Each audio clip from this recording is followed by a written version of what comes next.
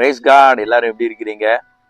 புதிய நாளை கர்த்தர் நமக்கு காண கிருபை தந்திருக்கிறார். இந்த நாளுக்குரிய வார்த்தை நாம் தியானிப்போம். அது 1 யோவான் 2வது அதிகாரம் அதனுடைய முதல் வசனம். என் பிள்ளைகளே, நீங்கள் பாவம் செய்யாதபடிக்கு இவைகளை உங்களுக்கு எழுதுகிறேன். ஒருவன் பாவம் செய்வானானால் நீதிபரராய் இருக்கிற இயேசு கிறிஸ்து நமக்காக பிதாவினிடத்தில் பரிந்து பேசுகிறவராய் இருக்கிறார். இந்த நாட்களிலே இயேசுவினுடைய குணாதிசயங்கள், இயேசு எப்படிப்பட்டவர் என்பதை குறித்து நாம் தியானித்து வருகிறோம். இந்த நாளில் கூட இயேசு எப்படிப்பட்டவர் என்றால், வேதம் சொல்லுகிறது அவர் நீதி உள்ளவராய் இருக்கிறார். இயேசுவின் இடத்துல எந்த விதமான அநீதியும் அல்ல, அவர் நீதி உள்ள தேவன். இந்த நீதி உள்ளவர் என்கிறதான இந்த வார்த்தைக்கு ஆங்கிலத்திலே ரைச்சியஸ் என்று சொல்லப்பட்டிருக்கிறது. அவர் நீதி உள்ளவராய் இந்த உலகத்துல வாழ்ந்தார். நீங்களும் நானும் இந்த உலகத்துல நீதி உள்ள ஒரு வாழ்க்கை வாழ வேண்டும். நீதி உள்ள ஒரு வாழ்க்கை வாழும்போது கர்த்தர் நம்முடைய வாழ்க்கையில அநேக நன்மைகளை செய்வார். இந்த நீதி செய்கிறவனை குறித்து வேதம் என்ன சொல்லுகிறது என்றால், இந்த நீதி செய்கிறவன் பாக்கியவான்.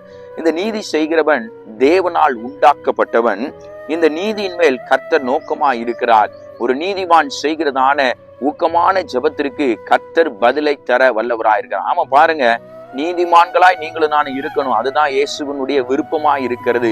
அதற்காக தான் இயேசு ரத்தம் சிந்தினார், பாடு அனுபவித்தார். நீதியுள்ள வாழ்க்கை வாழுங்க. எல்லோரும் கூட நீங்கள் ஐக்கியப்பட்டு இருங்க. யாவரோடு கூட சமாதானமாய் இருங்க. கர்த்தர் உங்களை நீதியுள்ள வாழ்க்கையில அவர் நடத்த வல்லவராக இருக்கிறார். நம்முடைய இயேசுவானவர் நீதிபரர். அதே போல நீங்களும் நானும் நீதியின்படி வழி நடக்க கர்த்தர் நமக்கு கிருபை தருவார். அதன்படி நடப்பதற்கு வாஞ்சியா இருங்கள். கர்த்தர் உங்களை ஆசீர்வதிப்பார். நம்ம எல்லாம் ஜெபிக்கலாமா? அன்பின் பரலோக பிதாவே, இந்த காலை வேளைக்காய் ஸ்தோத்திரம்.